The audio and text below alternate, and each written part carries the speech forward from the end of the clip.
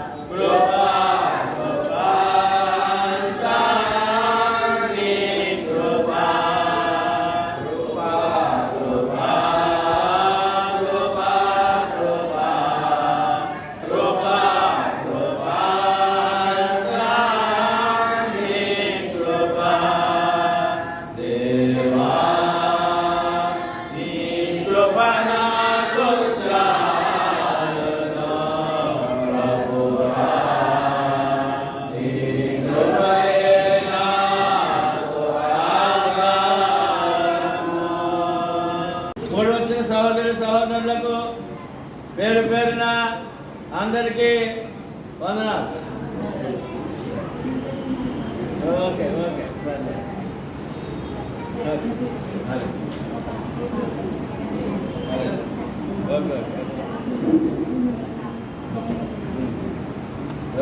మనము దేవుని కృపణకు వచ్చిన వాక్య భాగములు చదివాం. దేవుళ్ళలో అన్నీ ఎన్నో ఉన్నాయి. అవన్నింటిలో దైవ కృప మానవుడు ఎంత అవసరమైంది. ఆ దైవ కృపణకు వచ్చి రెండవ భాగము మనం ధ్యానిద్దాం. పత్రికల ద్వారా తెలియజేయబడిన దేవుని వాక్యము, దేవుని కృపణకు వచ్చిన సత్యము. ఈ యొక్క కృప ఎంత అవసరమో, ఎంత విలువైన బైబిల్ గ్రంథమో క్రొత్త నిబంధన పత్రికలో ప్రతి పత్రికలో కూడా మొదటి అధ్యాయంలో మొదటి 2-3 వచనాల్లో, అదే అధ్యాయం ఆఖరి అధ్యాయంలో ఆఖరి వచనాల్లో దైవ కృప గురించి ఖచ్చితంగా జ్ఞాపకం చేస్తున్నాడు. అంటే ఇప్పుడు విశ్వాసకు దైవ కృప, లోకానికి దైవ కృప ఎంత అవసరమో ఈ గ్రంథము, ఈ పత్రికలు అంత విపులంగా తెలియజేస్తున్నాయి. కనుక మనము దేవుడు ఉన్నటువంటి దీవులు అనేకలు ఉన్నాయి. ఒకటి, దేవుడు ఉన్న దీవెన మానవుల ప్రేమ, దయ, కరుణ, కటాక్షం, కనికరం, జాలి, తోడు, నీడ, వాత్సల్యం, సహాయం, కాపుదల, మహిమ, ప్రభావం, మహాశక్తి యేసుక్రీస్తునందు ప్రతి మనుషుడు పొందుతున్నాడు. కృప కూడా ఆయన నుండి, ఆయన ద్వారా కృప పొందాలి. ఇవన్నీ మానవుడు పొందుతున్నాడు, కానీ దైవ కృప పొందలేకపోతున్నాడు. దైవ కృప ఇవన్నీ అందరూ మానవులందరూ పొందుతున్నారు. ఎలా పొందుతాడు? శరీరముగా, కుటుంబపరముగా, సమాజపరముగా, ఆర్థికపరముగా, గర్భపరముగా, విద్యా ఉపాధిపరముగా, అధికారపరముగా, ఆయుష్పరముగా, ఆరోగ్యపరముగా, పాటి పంటల పరముగా ప్రతి మనుషుడు పొందుతున్నాడు దేవుడు ఉన్న ఈ యొక్క జీవులన్నీ కూడా. కానీ దేవుని కృపను, దైవ కృప పొందలేకపోతున్నాడు. మానవుడు దైవ కృప పొందాలి. ఎలా పొందాలి? దేవుని నేర్గి ఉండాలి. ప్రభువైన యేసుక్రీస్తు సువార్తకు లోబడి ఉండాలి. పాప క్షమాపణ, ఆత్మ రక్షణ కొరకు బాప్తిజం పొంది ఉండాలి. వారే దైవ కృప పొందిన వారు. దేవునిలో ఉన్న పైవన్నీ పొందినను దైవ కృప పొందని వారి జన్మ వృధా. మానవ జన్మ వృధా అయిపోతున్నాడు. కనుక వేళ మన జన్మ ధన్యము. దైవ కృప పొందిన వారి జన్మ ధన్యం. ధన్య జీవులు మనం ఎవరంటే ధన్య జీవులు. ఎన్ని కోట్ల రూపాయలు ఇచ్చినా దొరకనటువంటి మహాభాగ్యమే దైవ కృప. దైవ కృప. అందుకే ఆఖరి కీర్తన, దేవా నీ కృప నాకు చాలును, ప్రభువా నీ కృప నాకు ఆధారము. 2 కొరింథీ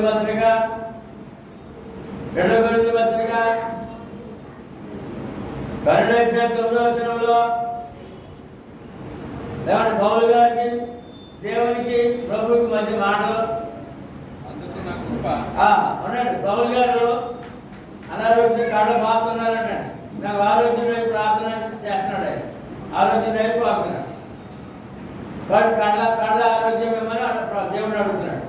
దేవుడు ఏమన్నాడంటే 9 చెప్పండి, అంతా చెప్పాలి. అందుకు నా కృప నీకు చాలును, బలహీనత యందు నా శక్తి పరిపూర్ణమగుచున్నదని ఆయన నాతో చెప్పాను. కాగా క్రీస్తు శక్తి నా మీద నిలిచి ఉండు నిమిత్తము విశేషముగా నా బలహీనత యందే బహు సంతోషముగా అతిశయపడుతున్నా. దేని బట్టి? కృపను బట్టి. దేని బట్టి అంటే కృప ఏముందంట? మానవుడికి కావాల్సిన అన్నీ ఉన్నాయి, రక్షణ ఉన్నాయి. దేవుడి కృప ఏముందంటే మానవుడికి కావాల్సిన అన్నీ ఉన్నాయి, కృప ఉన్నాయి. కృప ఉంటే అన్నీ ఉన్నాయి, అన్నీ ఉన్నా కృప లేకపోతే అన్నీ పోయినట్లే. అంత గొప్ప తలాంతు దైవ కృప. మానవుడు తలాంతు, వరము అనే విషయాలు అంతకుముందు పాఠంలో మనం చదివాం. కనుక నా కృప నీకు ఉండగానయ్యా, ఎందుకు కళ్ళు బాగంటావు, ఆపాలంటావు అని చెప్పి దేవుడు అడుగుతున్నాడు. దేవుడే అడుగుతున్నాడు, నా కృప నీకు చాలు. ఏమంటే నీవు నాకు తిరగబడ్డా, నువ్వు నా మీద తిరగబడ్డవాడికి రక్షణ ఇచ్చాను. ఏమిచ్చాను? రక్షణ ఇచ్చాను. అంతకంటే బాధ్యత నీకు ఏం కావాలి? అందులో అన్నీ ఉన్నాయి, ఆ కృపలో అన్నీ ఉన్నాయి అని చెప్పి పౌలు గారు సంఘాన్ని పాడు చేసిన, దేవుడికి తిరుగుబాటు చేసిన, ఆయన లోబడి రక్షణ పొందిన తర్వాత ఆయన దర్శనంలో పడిపోతే వాళ్ళు పడిస్తే ఆ కళ్ళు బాధతో ఉన్నప్పుడు దాని గురించి ఆయన ఎక్కువ అడిగినప్పుడు నా కృప నీకు చాలును, అందులోనే సకల దీవులు నీకు ఇచ్చాను. నీకు లేదంటే మన భాగ్యం దైవకృప పొందిన వారికి దేవుళ్ళు ఉన్న అన్ని ప్రేమ, దయ, కృప, కనికరము, జాలి, శక్తి, మహిమ అన్నీ కూడా దైవకృపలో పొందగలము. ఆ దైవకృప వస్తుంది రక్షణలో, ఆ రక్షణ వస్తుంది సువార్త ద్వారా, ఆ సువార్త వస్తుంది యేసుక్రీస్తులో. యేసుక్రీస్తు యొక్క మరి మన పాపం నిమిత్తము శిలువ మరణము, సమాధి, పునరుద్ధానములో ఆ సువార్త వస్తుంది. అంటే యేసుక్రీస్తులోనే మానవుడు దైవ కృప పొందగలడు. మరి యేసుక్రీస్తు నాకు వద్దు, నాకు అక్కర్లేదు, నేను నమ్మను అని అన్నవాడికి నాకు దైవ కృప అక్కర్లేదు అని చెప్తున్నాడు. నాకు పరలోక భూలోక దీవెన నాకు వద్దని చెప్తున్నాడు. దైవ కృప ఏమన్నాడు? పరలోక దీవెన, శారీరక దీవెన, కుటుంబ దీవెన దాచిపెట్టబడింది దైవ కృపలో. మనం పొందామా?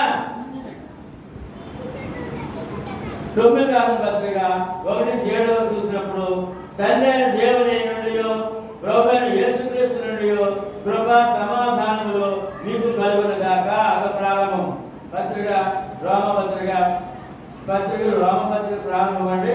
రోమపత్రికలో మొదటి 7 వచనాల్లో ఆఖరి 3-4 వచనాల్లో తెలియజేయబడుతుంది. ఏమంటే తండ్రి అయిన దేవుని నుండి ప్రభువైన యేసుక్రీస్తు నుండి కృపా సమాధానములు. దైవ కృప పొందకపోతే దేవునితో ఈ మానవుడు సమాధానం పొందిన వాడు కాడు. దేవునితో సమాధానం పొందాలంటాడు. ఎలా ఉన్నాడు? ఇప్పుడు మానవుడు శత్రువుగా ఉన్నాడు, తిరుగుబాటు చేసేవాడుగా ఉన్నాడు. ఆయన వద్దు, ఆయన నాకు అక్కర్లేదు అన్నట్టు ఉన్నాడు. ఏమండి? నా కులము, నా బలము, నా ధనము, నాకున్న అంత చాలు, దేవుడు అక్కర్లేదు, ప్రభు అక్కర్లేదు అన్నట్టు ఉన్నాడు. తిరుగుబాటు, శత్రుత్వం. సమాధాన పడాలి. దైవం పొందకపోతే మానవుడికి దేవుడికి సమాధానము లేదు. అతను తిరుగుబాటు ఉన్నాడు, శిక్షలో ఉన్నాడు అని అర్థం. కృపా సమాధానములు నీకు కలుగును గాక. గాక అంటే ఆశీర్వాదం. కృపా కనికరం మీకు కలుగును గాక, ఆశీర్వాదము. ఈ నామము నిమిత్తము సమస్త జనులు విశ్వాసములకు విధేయులైనట్లు. ఎవరి నామము? యేసుక్రీస్తు నామం. సమస్త జనులు విశ్వాసములకు విధేయులైనట్లు ఈయన ద్వారా మేము కృపను, అపొస్తలులు అన్నారండి, యేసుక్రీస్తు ద్వారా మేము దైవ కృప పొందాము అన్నారండి. మనం ఏం పొందాం? యేసుక్రీస్తు ద్వారా చెప్పండి. దైవ కృపను పొందాం. నాకేం దేవుడు నమ్మానండి, రక్షణ పొందానండి, నాకేముందండి, నాకేం లేదు అంటుంటాం. దైవ కృపను పొందాం. దైవ కృపలు ఏమున్నాయి? భూలోక సంబంధము, ఆ పరలోక సంబంధం, ఆశీర్వాదాలన్నీ అందులోనే ఉన్నాయి. దైవ కృప అంటే అన్యులు అర్థమైన ఒక మాట ఉందండి. వారు అన్ని విషయాల్లో దేవుని పొందాలంటే వారు మాట్లాడారు. అక్షయ పాత్ర అంటారు. అక్షయ పాత్ర దాన్ని ఒక ఆశీర్వాదంగా పలుకుతారు. అక్షయ పాత్ర అంటారు. ఏమండి? మనకి అక్షయ పాత్ర ఏంటంటే దైవ కృప. ఏంటంటే దైవ కృప అంటే పరలోక దీవెనలు ఉన్నాయి, ఇందులో భూలోక దీవెనలు ఉన్నాయి. కనుక మేము ఆయన వలన దైవ కృపను, ఈ కృప ఏమొచ్చింది? అపోస్తలత్వమును.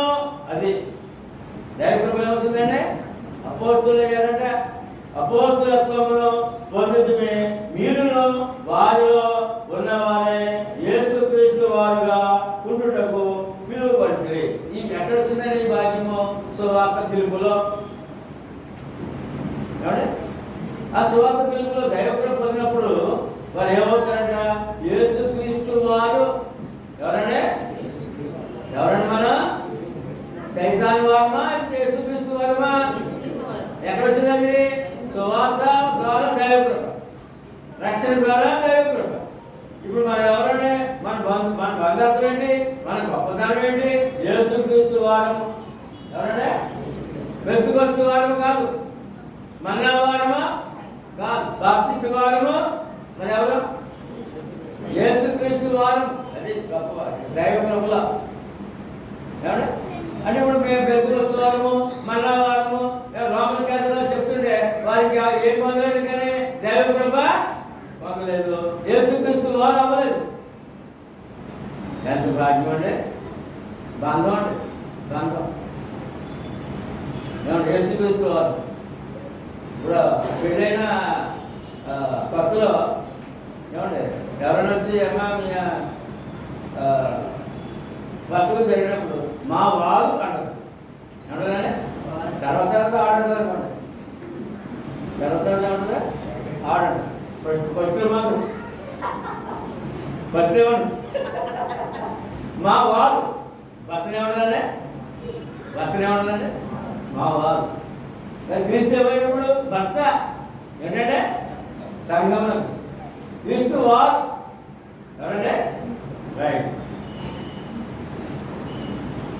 మరి రోమపత్రిక మొదటి వచనాలు చూసిన మొదటి అధ్యాయం, ఆఖరి అధ్యాయంలో 16 అధ్యాయము 20 వచనంలో ప్రభువైన యేసు కృప మీకు తోడైనగాక.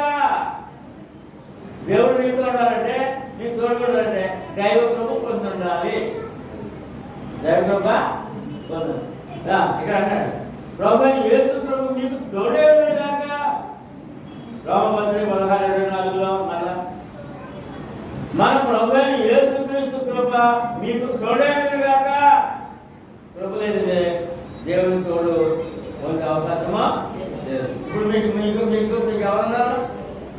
దేవుని తోడుకున్నారు. కారణం దేవుని కృప మీకు తోడై అంటే అందరి పరలోక దేవుళ్ళు ఉన్నారు, భూలోక శరీరపరమైన కుటుంబపరమైన జీవుల్లో మీరు ఉన్నారు అంటే. తదుపరి కొరింథీ పత్రిక మొదటి అధ్యాయం 3వ వచనంలో ప్రభువైన యేసుక్రీస్తు నుండి మీకు కృపా సమాధానములు కలుగునుగాక. అది పత్రిక ప్రారంభంలో అదే వచనం. 16 అధ్యాయంలో మళ్ళా ఆఖరి 23వ వచనంలో మన ప్రభువైన యేసుక్రీస్తు కృప మీకు తోడైనగాక. ఎవరి ద్వారా కృప? మన ప్రభువైన యేసుక్రీస్తు కృప. ఎవరిలో? మన ప్రభువైన యేసుక్రీస్తు కృప సమాధానములు కృప మీకు తోడుగా సమాధానం కలుగునుగాక, తోడు కలుగునుగాక అనే విషయాలు ఇక్కడ తోడేడుగా కానీ మాట గొప్ప మాట్లాడలేదు. దేవుడికి తోడు అంటే దైవ కృప నీకు తోడుగా ఉంది అన్నాడు. దైవ కృప నీకుంటే దేవుడు నీకు తోడుగా ఉన్నాడు, దేవుని గురించి భయపడాల్సిన అవసరమా అని. 2వ కొరింథీ పత్రిక మళ్ళా మొదటి అధ్యాయం 2వ వచనంలో ప్రభువైన యేసుక్రీస్తు నుండి కృపయు సమాధానమును మీకు కలుగునుగాక. దేవుడితో సమాధానం కలిగి ఉన్నారు. దైవ కృప పొందామంటే విరోధులు కాదు, దేవుని విరోధులము కాదు. ఏమండి మళ్ళా 2వ కొరింథీ పత్రిక 1:11 కూడా ఇలా చెప్తాడు, మాకు కలిగిన కృపావరము కొరకు అనేకుల చేత మా విషయమై కృతజ్ఞతాస్తుతులు చెల్లింపబడును. సరే ఇక్కడ కూడా మాకు కలిగిన కృపావరము, కృప అంటే అర్థం ఏంటంటే దేవుని వరము. మనం అదే పొందాం వరపుత్రులు అనే మాట. మళ్ళీ చదువుతున్నాడు, మాకు కలిగిన కృపావరము కొరకు అనేకుల చేత మా విషయమై దేవునికి కృతజ్ఞతాస్తుతులు చెల్లింపబడును. అంటే దైవ కృప పొందిన వారందరూ కూడా ఏం చేయాలి? ఎల్లప్పుడూ దేవునికి కృతజ్ఞతాస్తుతులు, నాకేమి దొరికింది, నాకేమి ఇచ్చాడని మాట కాకుండా నాకు దైవ కృప దొరికింది కనుక నేను దేవునికి కృతజ్ఞతాస్తుతులు చెల్లిస్తున్నాను, కృతజ్ఞత కలిగి ఉన్నాను. కృతజ్ఞత కలిగి దేని బట్టి ఏమొచ్చింది? దేవుడు యేసుప్రభువుకి ఏమవుతుంది? దైవ కృప. దైవ కృపని వరం పొందాను నేను, రక్షణ వరం పొందాను. పరలోకంలో సింహాసనం చీటు నాకు దొరికింది. ఈ లోకంలో దేవునితో కలిసి జీవించే భాగ్యము, ఆరాధించుకునే భాగ్యము, ప్రార్థించుకునే భాగ్యం దొరికిందండి. అది మరి వరం కాదా? వరము అని మాట. అంటే ఆ వరమని చూద్దాం.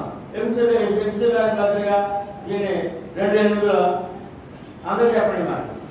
మీరు విశ్వాసము ద్వారా కృపచేతనే రక్షించబడి ఉన్నారు. ఇది మీ వలన కలిగినది కాదు, దేవుని వరమే. ఏముందో మనంతా ఇక్కడ ఉన్నవారంతా ఒకరి తిరిగిపోకుండా దేవుని వరం పొందా. మనం వర పుత్రికలు, వరపుత్రులు.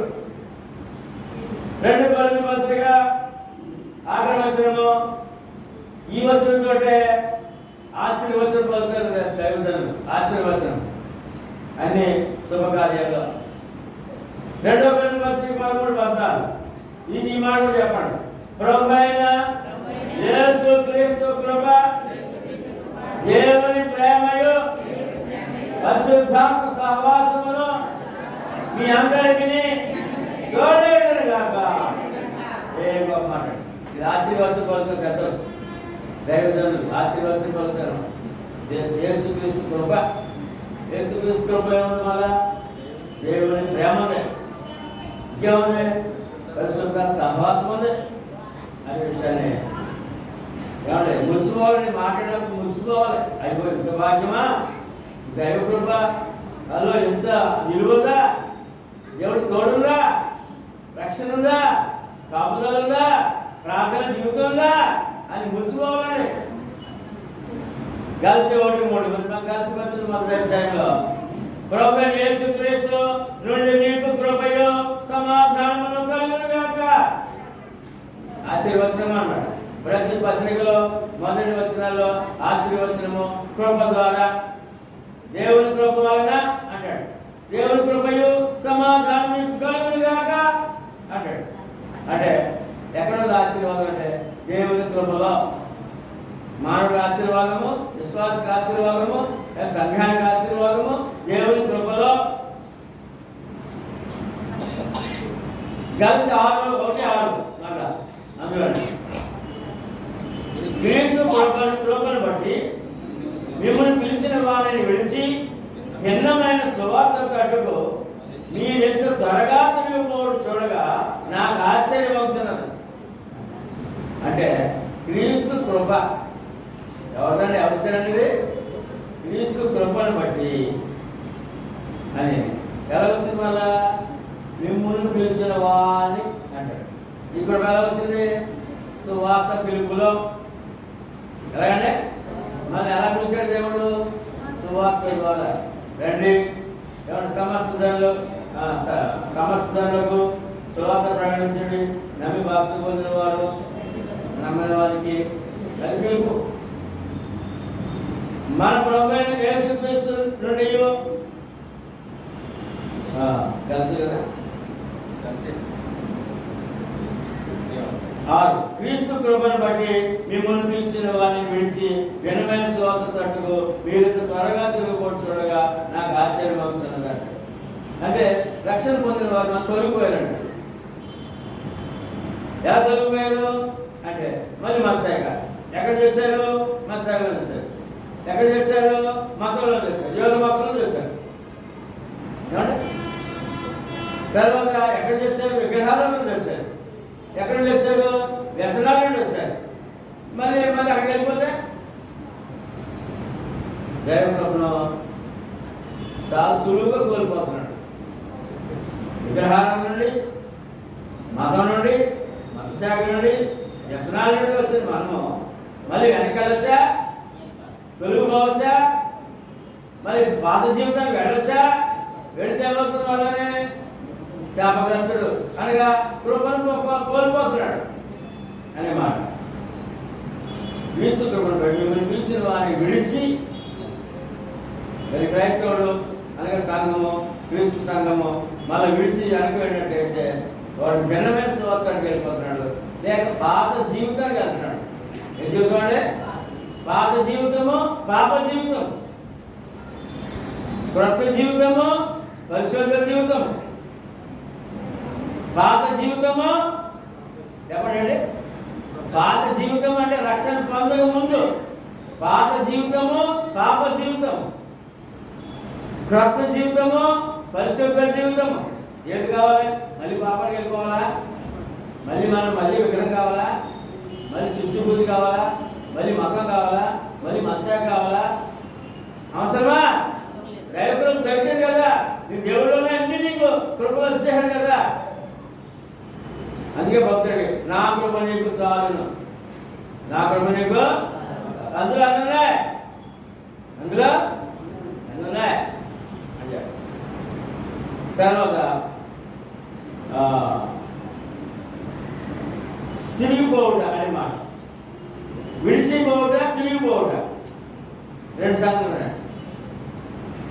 దేవుడు విడిచిపోవడం, పాత జీవితం తిరిగిపోవడం, ఈ రెండు ప్రమాదం. దైవ కృపను కోల్పోతే మళ్ళీ ఇక్కడ ఆశీర్వాదాలు పోతాయి, పరిశుద్ధత పోతుంది, పరలోకం పోతుంది, ప్రార్థన జీవితం కోల్పోతుంది.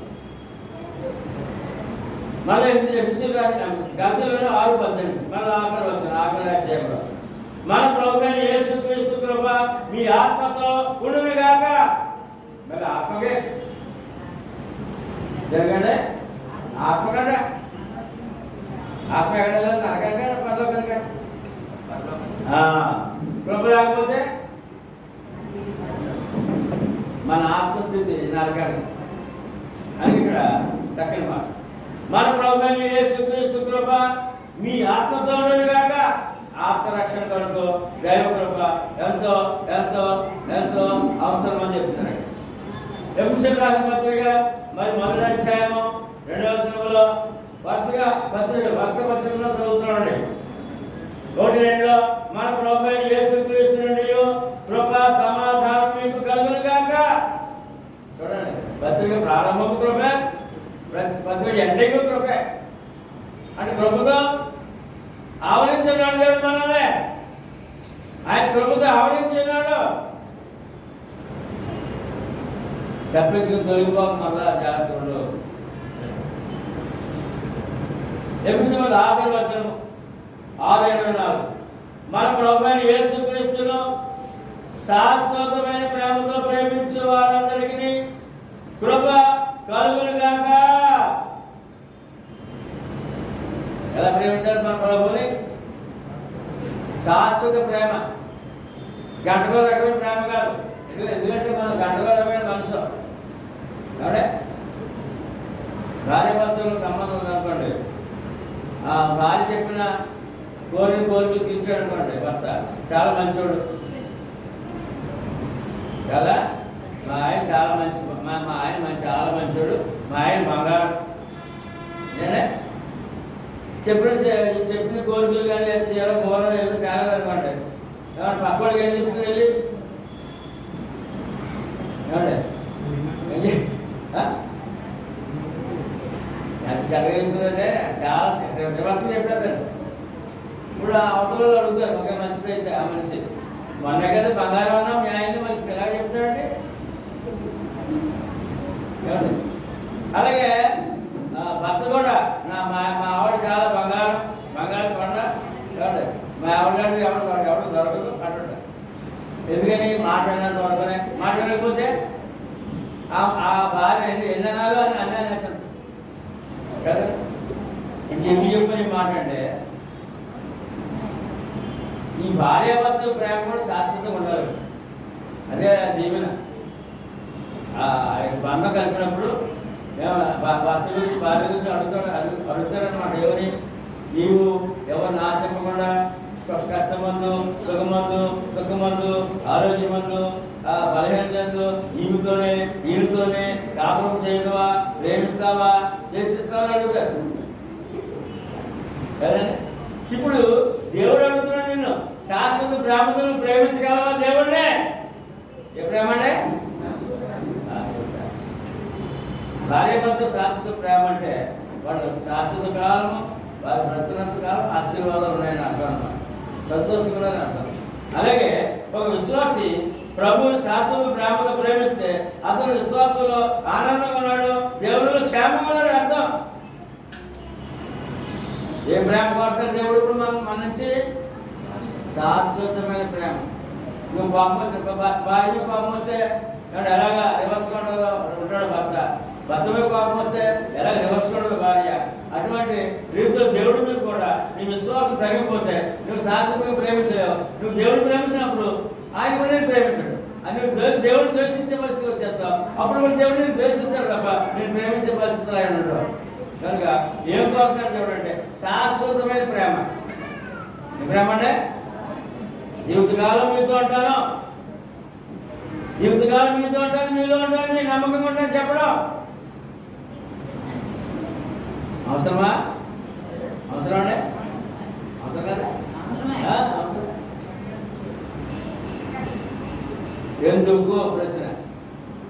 ఎందుకంటే ఆయన కూడా మనలను శాశ్వత ప్రేమతో ప్రేమించారు కనుక.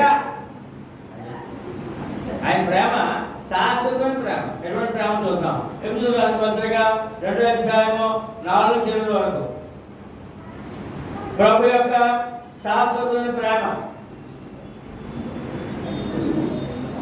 ఆయనను దేవుడు కరుణా సంపన్నుడయుండి, ఎవరినైనా కరుణా సంపన్నుడయుండి మనము మన అపరాధముల చేత చచ్చిన వారమైనప్పుడు సైతము మన ఎడల చూపిన మహాప్రేమ చేత. ఏ ప్రేమ అంటే? మహాప్రేమ అంటే శాశ్వతంగా ఉండే ప్రేమ. మనం ఎలా ప్రేమించాడు దేవుడు? మహాప్రేమ చేత మనలను క్రీస్తుతో కూడా బ్రతికించాడు. కృప చేత మీరు రక్షించబడి ఉన్నారు. క్రీస్తు యేసునందు ఆయన మనకు చేసిన ఉపకారం.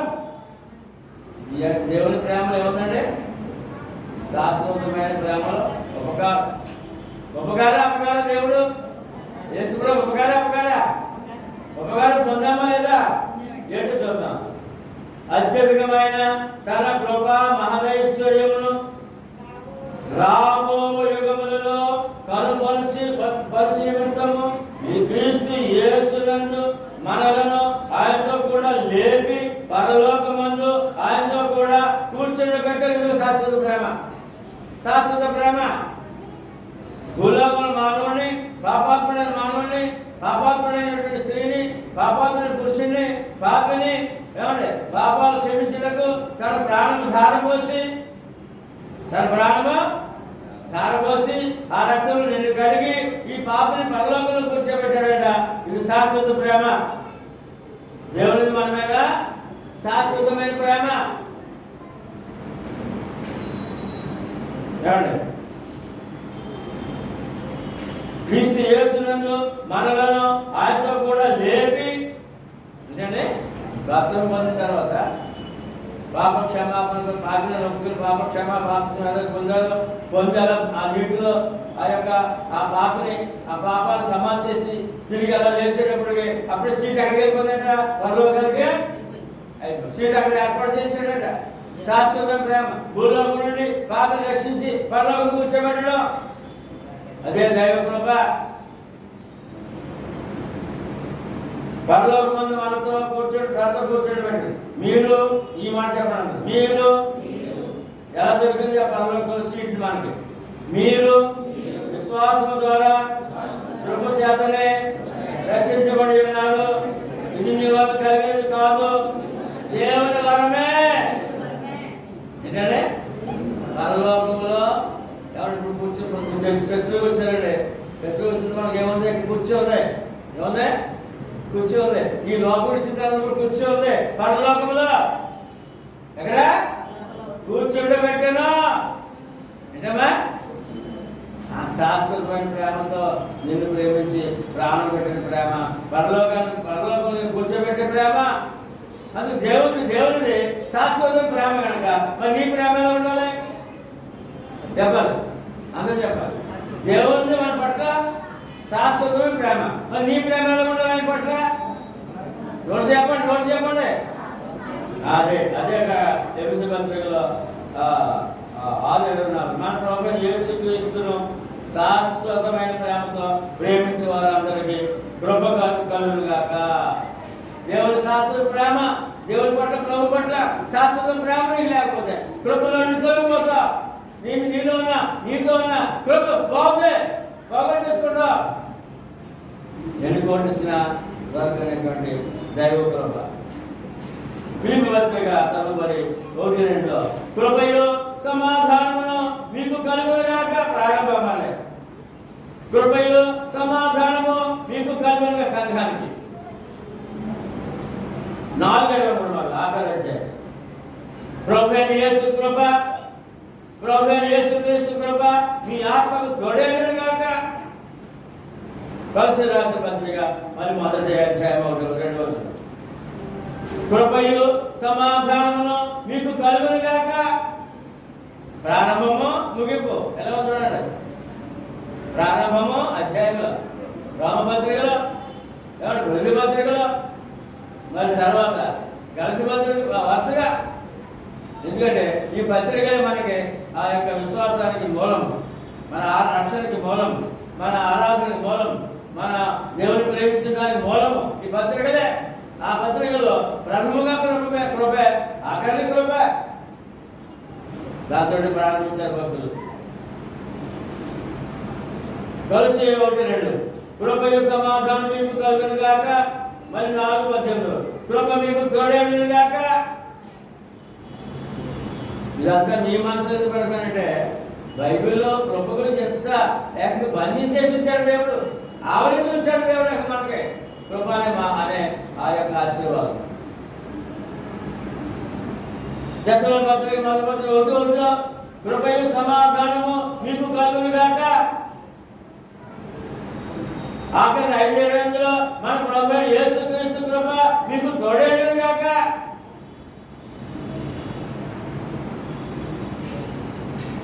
రెండవ దశలో 1:2 మళ్ళా ప్రభువైన యేసుక్రీస్తు నుండి కృపయు సమాధానం మీకు కలుగునుగాక.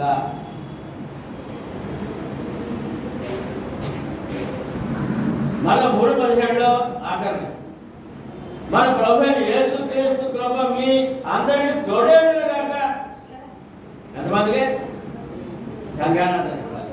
ఒక వ్యక్తికి ముందు వ్యక్తిగా మాట్లాడాడు ఆయన, మళ్ళీ సంఘానికి మీ అందరికీ తోడేయునుగాక.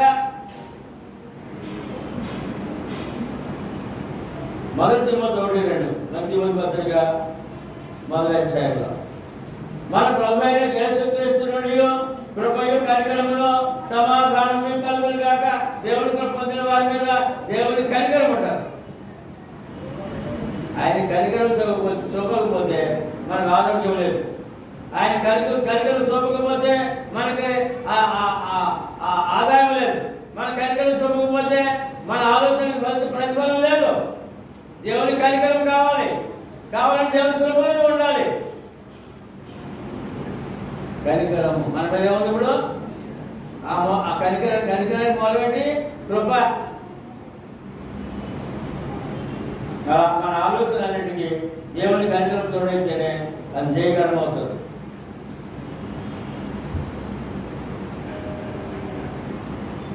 రెండవ తిమోతి 1:2 మన ప్రభువైన క్రీస్తు యేసు నుండి కృపయు కనికరమును సమాధానం కలుగునుగాక. కృపలో కనికరం ఉంది, దేవునితో సమాధానం పడే భాగ్యము. 4:22 తిమోతి 4:22 ప్రభు నీ ఆత్మకు తోడైనగాక, కృప మీకు తోడైనగాక.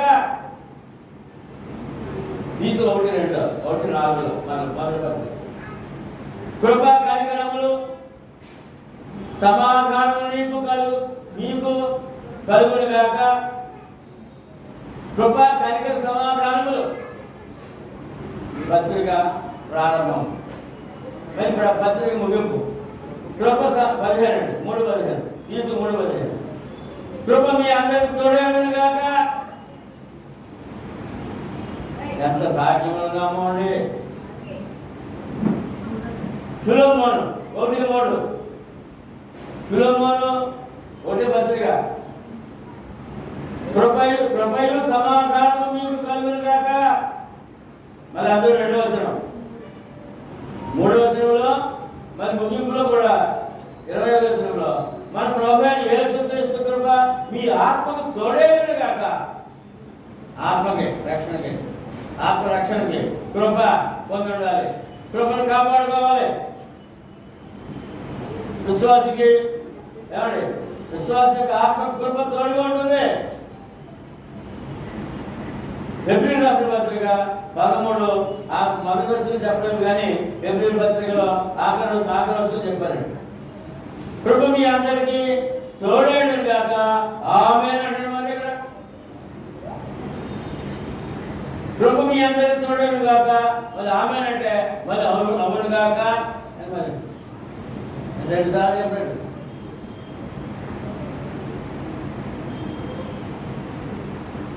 పేతురు పత్రిక 1:2 మీకు కృపయు సమాధానం విస్తరించిన కాక. విస్తరించాలని కృప అంటే భక్తి ఎక్కువ విస్తరిస్తే కృప విస్తరిస్తారు. భక్తి ఎక్కువ ఉండాలి, విశ్వాసం ఎక్కువ ఉండాలి. మీకు కృపయు సమాధానం విస్తరించిన కాక. ఆగిపోకూడదు, అక్కడ ఇంకా పెరగాలి. ఏమంటే బిడ్డ పుట్టిన పెరగాల, అలా ఉండిపోవాలా? అలా ఉండిపోతే మరుగుజ్జు అంటారు. విశ్వాసం మరుగుజ్జు ఉండకూడదు, కృపలో పెరగాలి.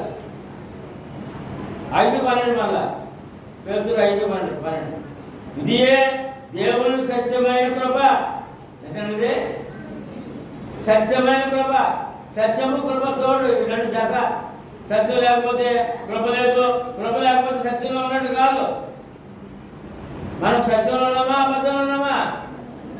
అప్పుడు ఏముంది మనకి? కృప. కృపలో ఉన్నామా, లేకపోతే కృపకి బయట ఉన్నామా అంటే సత్యంలో ఉన్నాం. కృపా సత్యం జత. ఇది దేవుని సత్యమైన కృప అని సాక్షి మీకు చెప్పుచు సంక్షేపంగా వ్రాసి మీకు నమ్మకమైన సహోదరుడని నేనెచ్చిన సెల్వాను చేత దేవుని పంపుతున్నాను. ఈ సత్య కృపలో నిలుకడగా ఉండుడి. ఎలా ఉండాలంటే తొలిపోకండి, విడిచిపెట్టకండి, నిర్లక్ష్యం చేయకండి. 3 సార్లు నిలుకడగా ఉండండి. తొలిపోవద్దు, నిర్లక్ష్యం చేయొద్దు, అంటే నిలకడగా ఉండండి. ఈ సత్య కృపలో ఎక్కడున్నా మనం? ఈ సత్య కృపలో. సత్యంలో కృప, కృపలో సత్యం, సత్యంలో కృపలో సత్యం. ఈ 2 జత.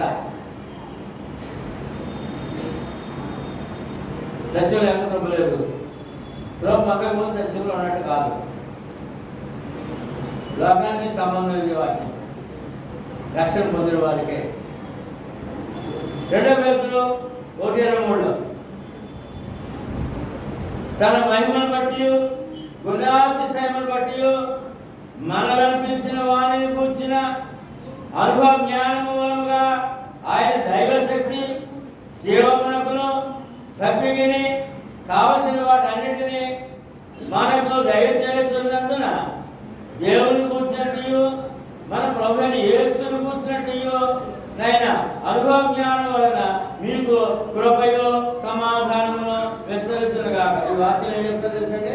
కృపలో దేవుళ్ళు ఉన్నవన్నీ నీకు ఉన్నాయి. దేవుళ్ళు ఉన్న అన్నీ నీకు దొరికాయి. ప్రేమ, దయ, కనికరము, జాలి, తోడు, నీడ, కాపుదల అన్నీ దొరికాయి అన్నాడు.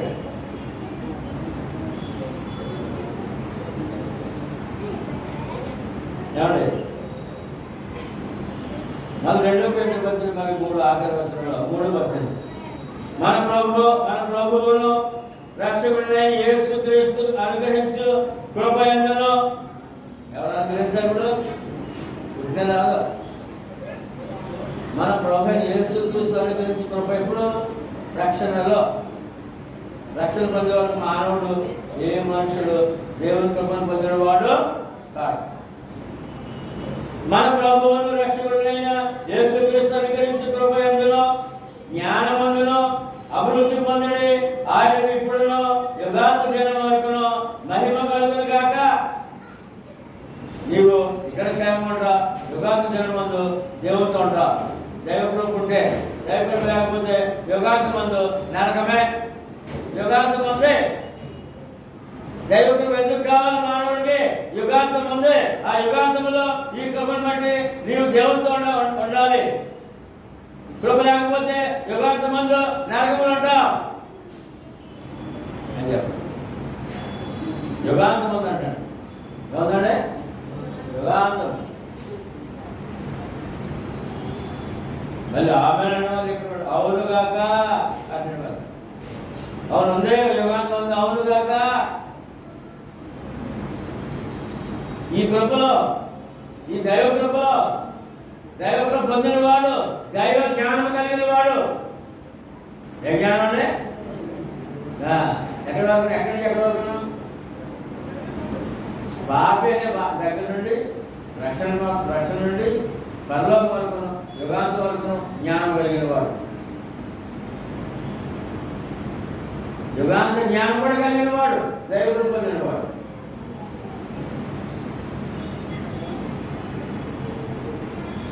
యోహాను 2వ పత్రిక 2 యోహాను 3వ వచనం 2 యోహాను 3వ వచనం. మరో యోహాను లేదండి.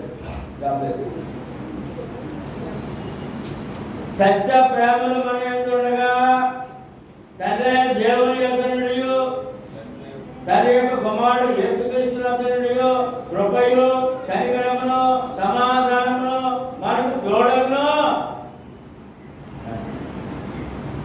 కృపలు ఏముందండి?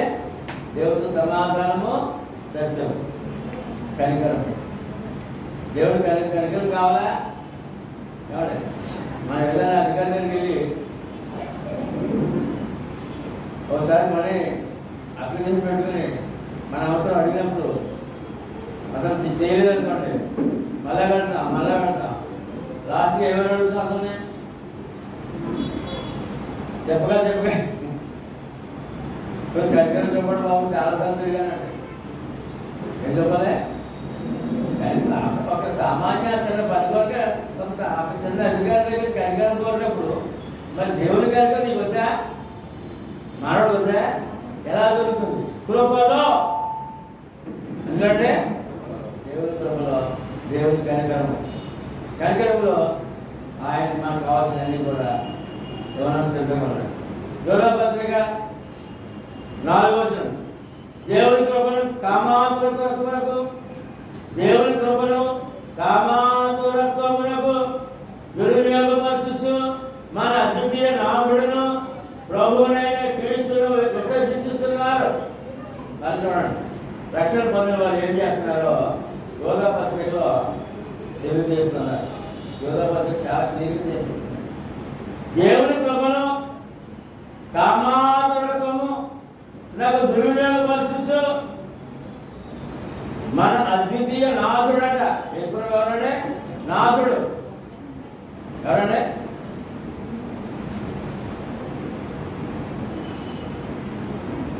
ఏమండి? పూర్వకాలము మనం ఇప్పుడు ఎవరు అలా అడగలేమండి.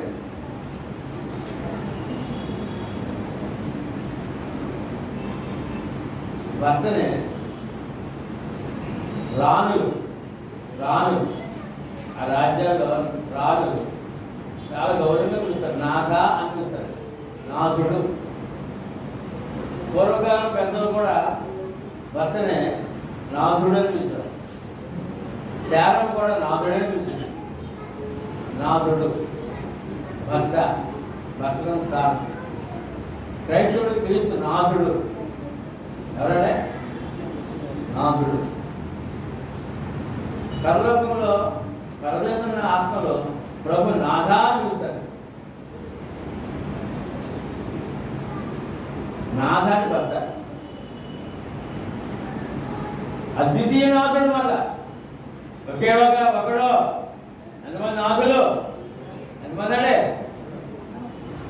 సంఘానికి ఎంతమంది నాథులు?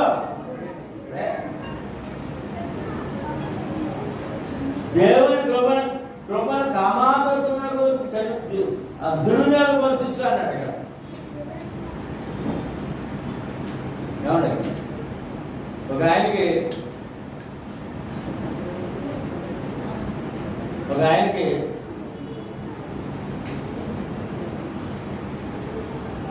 ముందు పెళ్ళైందండి. అసలు కొంచెం అమ్మాయి పెళ్ళిగాను ఏదో కూర్చోలాగా పెద్ద కళాహీనుడిగా ఉంటాడు. అందంగా ఉంటాడు. తనకి అందమైన అమ్మాయిని పెళ్లి చేశాడు. కొద్ది రోజులు కాబట్టి చేసి వెళ్ళిపోయింది. విడిచిపెట్టి వెళ్ళిపోయాడు.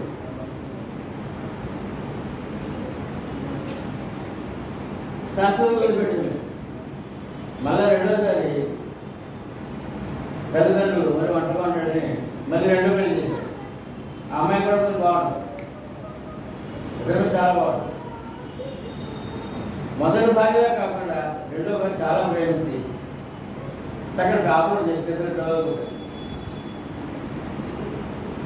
భర్త మీద అమాయకుడు అని చెప్పి తనే కష్టపడి బిడ్డలు పోషించి భర్తకు సహకారం ఉంటూ ఏమండి ఆ బిడ్డల పెళ్ళిలో కూడా దూరదేశం పనిచేస్తూ అహర్నిశలు కష్టపడుతూ మన సహోదరు అన్నమాట.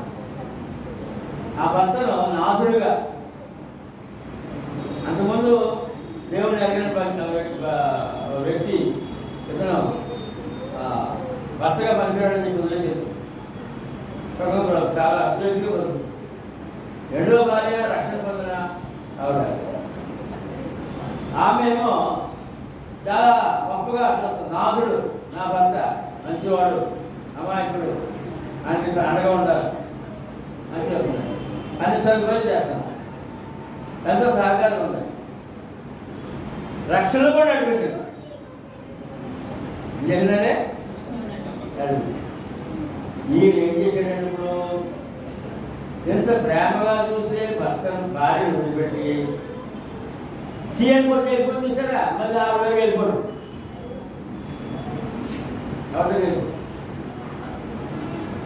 అంటే ఇప్పుడు మళ్ళీ ఏం చేశాడు, ఇక్కడ భార్య ప్రేమించే భార్య విడిచిపెట్టాడు. వద్దని వాళ్ళు ఆ మనిషికి తిరుగుతున్నాడు. ఆ మనిషికి అక్కడ సేవ చేస్తున్నాడు. వెళ్ళి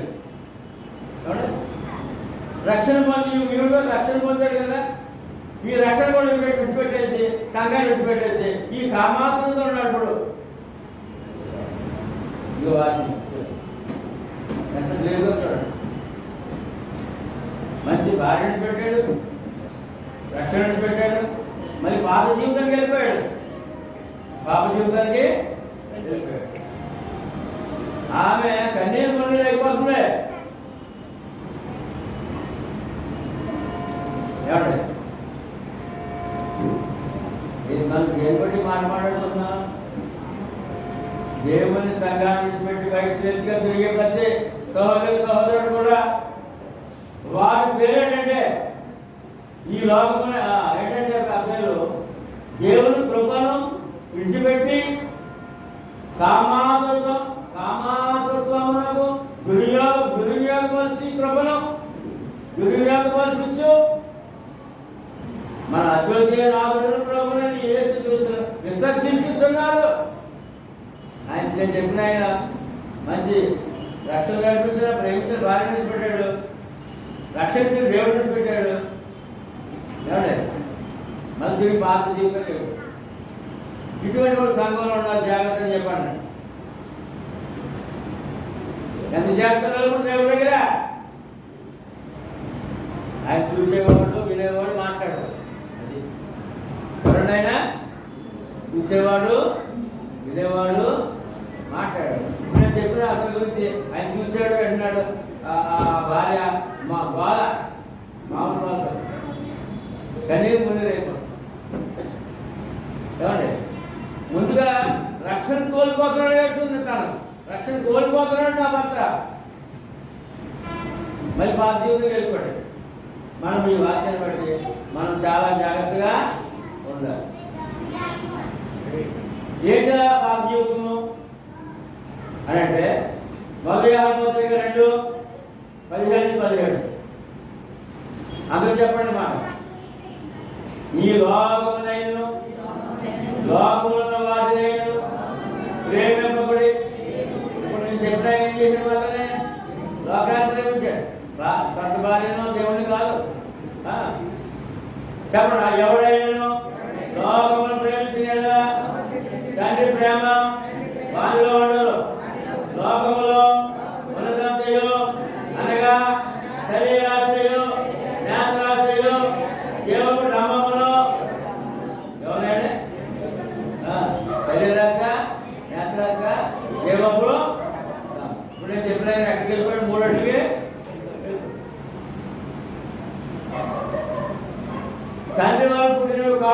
అవి లోక సంబంధమైనవే, దేవుళ్ళు కాదు బయటి. లోకమును చెప్పండి, లోకమును దాని ఆశయు గతించిపోవచ్చున్నవి, కానీ దేవుని చిత్తమును జరిగించువాడు నిరంతరమును నిలుచును. ఎవరితో?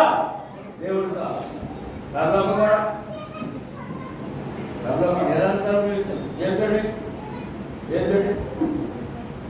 ఏమండి? దేవుని చిత్తమును జరిగించేవాడు మనెవరా? దేవుని చిత్తమును నిరంతరం దేవుని వాక్యం. ఇక్కడ చూడే, అక్కడ చూడే. దేవుని చిత్తం జరిగించేవాడు నిరంతరం నిలుచును అని ఈ వాక్యము సెలవుస్తుంది. యోగ పత్రికకు అనుబంధంగా ఈ వాక్యాన్ని మనము చూడవలసిన అవసరత ఉంది. ఎందుకంటే దేవుని కృపను విడిచిపెట్టేసి లోపల కలిసిపోతున్న జాగ్రత్త. అది ఎంత భాగ్యమో, ఎంత గొప్ప వరమో, ఎంత గొప్ప ఆశీర్వాదం కోల్పోతున్నామని ఆయన అమ్మ తల్లి అని దేవుడు మాట్లాడుతున్నాడు. 2 కొరింథీ పత్రిక ఈ దైవ కృప ఏముంది? 9:8 కొరింథీ రాసిన 2వ పత్రిక 9:8 మరియు అన్నిటి యందు ఎల్లప్పుడూ మీలో మీరు సమృద్ధి గలవారై దేవుని కోరిక ఏంటంటే, దేవుని జీవనం ఏంటంటే మీలో మీరు సర్వసమృద్ధి. ఏం కలిగి ఉండాలంటే అన్నింటిలో సమృద్ధిగా ఉండాలంట. అది క్రైస్తవుడి యొక్క ఆశీర్వాదం. దేవుడు అది మీలో మీరు సర్వసమృద్ధి గలవారై ఉత్తమమైన ప్రతి కార్యము చేయటకు దేవుడి సర్వసమృద్ధి అనుభవిస్తూ ఉత్తమ మంచి కార్యం చేయాలంట, చెడ్డ కార్యాలు కాదు. దేవుడు మీ ఎడల సమస్త విధములైన కృపను విస్తరింప చేయగలడు. మంచి కార్యం చేయనందుకు, నీ జీవితం సమృద్ధిగా తృప్తిగా జీవించినందుకు ఆయన కృప నీకు సమృద్ధిగా విస్తరింపజేస్తాడు. నీ విశ్వాసం ఉంటే. తొలిగిపోతే కాదు, తొలిగిపోతే కీర్తన 40 అధ్యాయం. కీర్తన 40 జన్మించి బాగుండేవాడు. నా దేవా, నీ చిత్తము నెరవేర్చుటకు నాకు సంతోషము. నీ ధర్మశాస్త్రము నా ఆంతర్యంలో ఉన్నది. నా పెదవులు మూసు కనుక మహాసమాజంలో నీతి సువార్తను ఎదుర్కొ మనకే నీతి మంత్రులుగా తీర్చబడే సువార్తను, నీతి సువార్తను నేను ప్రకటించి ఉన్నానని నేనంటే, యెహోవా అది నీకు తెలిసే లేదు. నీ నీతిని నా హృదయంలో ఉంచుకొని నేను ఓరకొనలేదు. నీ సత్యమును, నీ రక్షణను నేను వెల్లడి చేసి ఉన్నాను. నీ కృపను, నీ సత్యమును మహాసమాజమునకు తెలుపుగా నేను వాటిని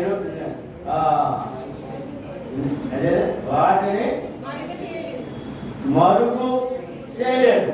యెహోవా నీవు నీ వాత్సల్యము నాకు శోభను లేదు, గౌరవం చేయలేదు.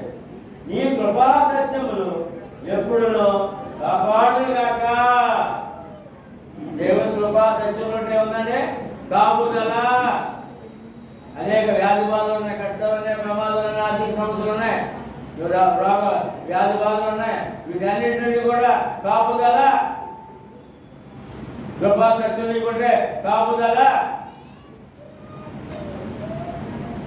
నీ కృపా సత్యము ఎప్పుడునో కాపాడుగాక. ఇప్పుడు ఎక్కడ మనం? కృపా సత్యంలో ఉన్నా, దేవుని కాపుదలలో ఉన్నా. దీన్ని ఏం చేద్దాం? కాపాడుకుందామా, వదిలేద్దామా? ఏం చేద్దామండి? కాపాడుకుందాం. కనుక ఇక్కడ మళ్ళీ ఒకసారి మొదటి పరిస్థితికి వెళ్తాడు. మొదటి చదువుకున్న మాట అందరూ చెప్పండి. మన ముఖ్యంగా కృపలు ఏముంది అని అంటే 2 కొరింథీ 12 చదువుకున్నాం. అందులో అందుకు అందరికి అడిగేవారు, అందుకు నా కృప నీకు చాలును. ఇప్పుడు ఆయన కృప మనలో ఉందా? పొందామా? అందులో ఆ కృపలో